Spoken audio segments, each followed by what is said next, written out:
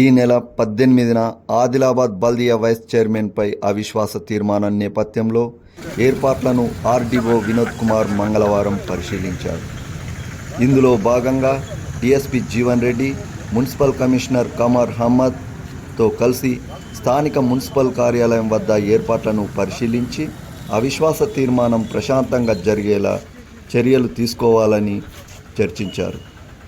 అవిశ్వాస తీర్మానం రోజు కార్యాలయంలోకి కౌన్సిల్ సభ్యుల వాహనాలు, సెల్ ఫోన్స్ అనుమతించవద్దని సూచించారు. సిఐలు సత్యనారాయణ, ప్రణయ్ కుమార్ తదితరులు పాల్గొన్నారు.